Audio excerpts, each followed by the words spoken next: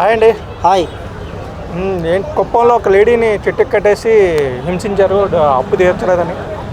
దాని మీద చంద్రబాబు నాయుడు గారు, పవన్ కళ్యాణ్ గారు, అనంత్ గారు కూడా స్పందించారు. ఏంటి ఇటువంటి సంఘటనల మీద ఎలా స్పందించాలండి? అంటే ఇలాంటి దాంట్లో అవేర్నెస్ క్రియేట్ చేయాల్సిన అవసరం అయితే ప్రభుత్వాల మీద ఉన్నది. అలా చేయడం చాలా తప్పు. కానీ చంద్రబాబు నాయుడు కూడా అన్ని విషయాలలో కూడా ఇట్లనే రెస్పాండ్ అయితే బాగుంటుంది. అంటే అక్కడక్కడ పిల్లల మీద అఘాయిత్యాలు, మానభంగాలు జరిగినప్పుడు కనీసం నోరు మీద పట్టలేరు. కానీ ఇదేదో కుప్పంలో జరిగింది కాబట్టి ముఖ్యమంత్రి కాన్స్టిట్యున్సీ కాబట్టి ఇమీడియట్గా రియాక్ట్ అయ్యారు. అన్నిట్లో కూడా అట్లా రియాక్ట్ అయితే చాలా మంచిది. సో అంటే ఆవిడకి ఎటువంటి న్యాయం చేస్తే బాగుంటుంది అంటారా? అంటే ఆవిడ అప్పు తీర్చేసి మాఫీ చేస్తే బాగుంటుంది అంటారా? అప్పులు మాఫీ చేయాలంటే సరే, ఎంతమందికి చాలామందికి అప్పులు ఉంటాయి, కానీ వసూలు చేసుకునే పద్ధతులు చాలా రకాలు ఉంటాయి. లీగల్గా ప్రొసీడ్ కావచ్చు, లీగల్గా ఒక లాయర్ని పెట్టుకునే ప్రొసీడ్ కావచ్చు, అలాంటివి చేయాలి. కానీ ఇలా కొట్టడం అన్నది చాలా తప్పు. పైసలు తీసుకున్న వాళ్ళు కూడా కొంచెం బాధ్యతాయుతంగా నిర్వర్తించాల్సిన అవసరం అయితే ఉన్నది. పాపం మా ఆమె తీసుకోలేదు, వాళ్ళ హస్బెండ్ తీసుకొని పారిపోయిండు అన్నది అయితే మనం న్యూస్లో చూస్తున్నాం. ఆ తీసుకున్న వ్యక్తి కూడా, ఇచ్చిన వాళ్ళు కూడా చాలా వాళ్ళు ఏదో రకంగా డబ్బు సమకూర్చుకొని ఇచ్చి ఉంటారు. వాళ్ళని అలా ఎగ్గొట్టడం కూడా తప్పే. కాకపోతే ఆ తీసుకున్న వ్యక్తిని వీళ్ళు అడిగేది ఉండే, లేకపోతే లీగల్గా ప్రొసీడ్ అయ్యేది ఉండే, కానీ అలా కొట్టడం అయితే చాలా తప్పు. అంటే అమ్మఒడి ఒక్క కుటుంబానికి 50,000, ఒక కుటుంబం ₹1,00,000 కూడా పడింది. ఏంటి మీరు ఎలా చూస్తారంటే జగన్ గారు ఈ విషయంలో కొంచెం వెనకబడ్డారని అనుకోవాలంటారా? చాలా వెనకబడ్డారు. ఎందుకంటే గతంలో జగన్మోహన్ రెడ్డి ఉన్నప్పుడు ఇట్లా అమ్మఒడి పైసలు పడగానే ఎల్లో మీడియా ఏమని ప్రచారం చేసింది అంటే శ్రీలంక అయిపోయింది, వెనిజులా అయిపోయింది, మొత్తం దివాలా తీసింది, ఆఫ్రికా కంటే అయిపోయింది, ఆ కంట్రీ అయిపోయింది, అడక తినాలి అనేది. ఇప్పుడు చంద్రబాబు నాయుడు అకౌంట్లో వేయగానే అందరు కోటీశ్వరులు అయిపోతారు. గవర్నమెంట్లు మొత్తం అమెరికా, స్విట్జర్లాండ్, సింగపూర్ దేశాల లెక్క అభివృద్ధి చెందుతున్నాయి. అంటే ఈ పాజిటివ్గా ఏమీ లేదా మీకు? టీడీపీ ఏముంటుంది అంటే పాజిటివ్గా? మీకు ఓటేసింది ఎందుకు? చంద్రబాబు నాయుడుకి ఓటేసింది ఎందుకు? మేజర్గా వేసింది ఏంటంటే ఆ క్యాపిటల్ సిటీ డెవలప్ చేస్తాడు, ఉద్యోగాలు తెస్తాడు, ఫ్యాక్టరీలు తెస్తాడు అనే ఉద్దేశంతో మనకు చేసిరు. యాక్చువల్లీ ఓట్లు వేసిరు. కానీ మీరు చేయకుండా మళ్ళీ జగన్ ఏదైతే చేసినా మీరు అది చేస్తే జగన్ మీకు తేడా ఏమిటి? మరి నెక్స్ట్ జగన్ ఎన్నుకుంటారు కదా, మీకెందుకు ఓటేయాలి? జగన్ ఫస్ట్ ఇచ్చిండు, తర్వాత మీరు ఇస్తున్నారు కదా. అంటే జనాలకి కొంచెం అప్పట్లో 15,000 వచ్చి ఇప్పుడు ఏకంగా 50,000 వస్తున్నాయి ఇంటికని చెప్పేసి ఒక పాజిటివ్ వ్యూలో చూడరంటారా? ఇవన్నీ ఆలోచిస్తారా జనం? అంటే జనాలు ఆలోచిస్తారా అంటే ఆలోచిస్తారు. ఎందుకు ఆలోచించరు? లాస్ట్ టైం జగన్మోహన్ రెడ్డి ఇంతకుముందు ప్రపంచంలో ఎవరు ఇవ్వకుండా ఇంటికి తెచ్చి వాలంటీర్లతో పైసలు ఇస్తే తీసుకున్నారు, బ్రహ్మాండంగా తీసుకున్నారు. ఓటేసేటప్పుడు ఆలోచించారు కదా, 11 సీట్లకు ఓట పెట్టారు. రేపు వీళ్ళ పరిస్థితి కూడా అది అవుతుంది కావచ్చు. అంతే అంటారా? ఏంటంటే డబ్బులు ఇచ్చి కూడా ఓడిపోతారు అంటున్నారు మీరు అయితేనే. ఇచ్చి ఓడిపోతారు కాదు, ఉపయోగం ఉన్న పైసలు ఇవ్వాలి. జగన్మోహన్ రెడ్డి చేసిన తప్పు ఏంటంటే అవసరం ఉన్నోనికి పైసలు ఇచ్చిండు, అవసరం లేనోనికి పైసలు ఇచ్చిండు. అప్పుడు పైసల విలువ తెలియలేదు ఎవరికి. ఇప్పుడు వీళ్ళు అదే చేస్తున్నారు. పైసల విలువ తెలియనప్పుడు నీకెందుకు ఓటేస్తారు? ఫస్ట్ ఇచ్చినోనికి ఓటేస్తారు కదా. ఏదైతే డెవలప్మెంట్ అని ప్రామిస్ చేస్తారో దాన్ని మర్చిపోతున్నారంటారా? బేసిక్ అదే మర్చిపోతున్నారు, 100% మర్చిపోతున్నారు. ఇప్పుడు అమరావతి డెవలప్మెంట్ అంటున్నారు. అమరావతి మీద మీ అప్డేట్ ఏంది? మీ విజన్ ఏంది?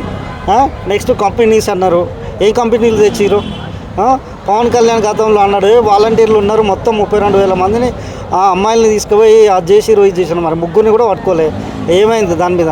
అంటే జనాలు వీళ్ళు ఇచ్చిన హామీలు, వీళ్ళు చేసిన ప్రసంగాలు మర్చిపోతారు అనుకుంటారు. కానీ జనాలకు ఎప్పుడు ఏ తీర్పు ఇవ్వాలో వాళ్ళకి బాగా తెలుసు. అన్నీ గుర్తుంచుకుంటారు, ఇస్తే తీసుకుంటారు, ఎంజాయ్ చేస్తారు. బట్ అవసరం వచ్చినప్పుడు అయితే మరి వాలంటీర్ వ్యవస్థ తీస్తారు కదా, వాళ్ళకి 10,000 పెంచుతా ఉన్నారు. మరి ఆ స్కీమ్ మళ్ళీ స్టార్ట్ చేయలేదు. చూస్తున్నారు వాళ్ళు కూడా, వాలంటీర్లు తీసుకున్నారు. గతంలో పవన్ కళ్యాణ్ కూడా అన్న మాటలు కూడా ఉన్నాయి కదా. ఏమన్నారు పవన్ కళ్యాణ్ గారు? ఈ వాలంటీర్లు ఎవరైతే ఉంటారో ఒంటరి మహిళలు ఉన్నప్పుడు, ఒంటరిగా ఉన్నప్పుడు పోయి అఘాత్యాలకు పాల్పడతారు అన్న మాటలు ఉన్నాయి. మరి ఎంతమంది అఘాత్యాలకు మాట్లాడారు? అంతేందుకంటే వీళ్ళు జగన్మోహన్ రెడ్డి ఓడిపోవడానికి మేజర్ రీజన్ అయినటువంటి వివేక హత్య కేసు. జగన్మోహన్ రెడ్డి చంపిండు, అవినాష్ చంపిండు, వాళ్ళు చంపారు, వీళ్ళు చంపారు అన్నారు. మరి వీళ్ళు పవర్లోకి వచ్చారు కదా, దాని మీద ఎవరు చంపారో తెలిసిన బాధ్యత వీళ్ళకు ఉన్నది కదా. కనీసం దాని మీద అప్డేట్ ఉన్నదా? లేదు. ఏమైనా రాజకీయ విమర్శల కొరకే వీళ్ళు వాడుకుంటారు తప్ప పెద్దగా వాటి గురించి పట్టించుకునే దాఖలాలు అయితే మనకు కనపడట్లేవు. అంటే ఇప్పుడు వాలంటీర్లు తీసేశారని, రేషన్ బియ్యం ఇంటికి వచ్చి అవి కట్ చేసేసారని, ఇటువంటి కొన్ని స్కీములతో కొంచెం జనం అసంతృప్తితో ఉన్నారు. ఈ అమ్మఒడి ఇప్పుడు 50,000 1,00,000 పడడంతో కొంచెం అవన్నీ మర్చిపోతారంటారా? మర్చిపోడు కాదు, జనాలకి ఇప్పుడు ఏం గుర్తుండవు. మళ్ళీ ఎలక్షన్లు వచ్చినప్పుడు అయితే గుర్తుంచుకొని ఓట్లేస్తారు. లాస్ట్ టైం జగన్మోహన్ రెడ్డిని గుర్తుంచుకున్నారు, ఇప్పుడు చంద్రబాబు నాయుడు కూడా ఖచ్చితంగా గుర్తుంచుకొని ఓట్లేస్తారు. అంటే ఎఫెక్ట్ పడుతుంది అంటారా వచ్చే ఎలక్షన్లో? అంటే మనం చెప్పలేము, వాళ్ళు పాజిటివ్ తీసుకుంటే పాజిటివ్గా ఇస్తారు, నెగిటివ్ తీసుకుంటే నెగిటివ్గా ఇస్తారు. ఇంతకుముందు రేషన్ బియ్యం జగన్ పరిపాలనలో ఇంటింటికి వచ్చి ఇచ్చేవారు, ఇప్పుడేమో ఇంటింటికి ఇవ్వటం లేదు. దాని గురించి మీ యొక్క స్పందన? ఇంటింటికి ఇచ్చడం ఇవ్వలేదు, కానీ ఇస్తే మాత్రం బెటర్. అప్పుడు ఇచ్చారు, ఇప్పుడు ఇస్తున్నారు.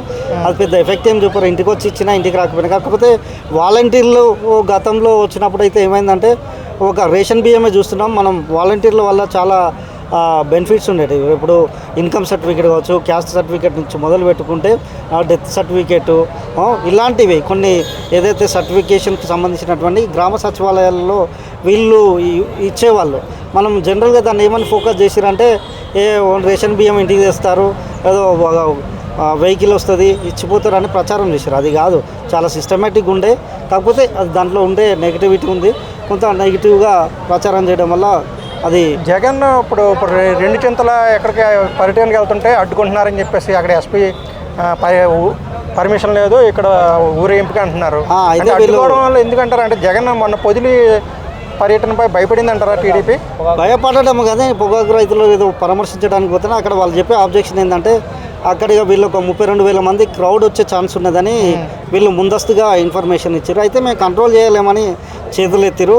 ఆ తప్పు. ఒక ప్రతిపక్ష నాయకుడు ప్రజల్లోకి వచ్చినప్పుడు ఖచ్చితంగా వీళ్ళు ఎక్స్ట్రా ఫోర్స్ పక్క జిల్లాల నుంచి అయినా లేకపోతే అడిషనల్ ఫోర్స్ అనేది తీసుకొచ్చి సెక్యూరిటీ ఇవ్వాల్సిన బాధ్యత అయితే అధికారంలో ఉన్న పార్టీ. భయపడే ఆపుతున్నారని చెప్పేసి అనేదాన్ని మీరు ఏమంటారంటే?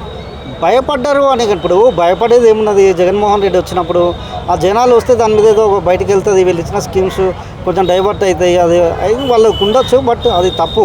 ఎందుకంటే ప్రతిపక్ష నాయకుడు జనాల్లోకి వస్తేనే కదా అసలు విషయం ఏమున్నది, ప్రజలు ఏమనుకుంటున్నారు ఆయన ఎక్స్పోజ్ చేస్తే వీళ్ళు కూడా రాక్టిఫికేషన్ చేసుకోవచ్చు. ఎందుకంటే ఇప్పుడు ఎలక్షన్స్ కూడా లేవు, ఇంకో 4 years వరకు ఎలక్షన్ లేవు. ఈలోపు ప్రతిపక్ష నాయకుడు తిరిగితే వీళ్ళకి నష్టం ఏమి ఉన్నదో నాకు అర్థం కావట్లేదు. Okay, thank you.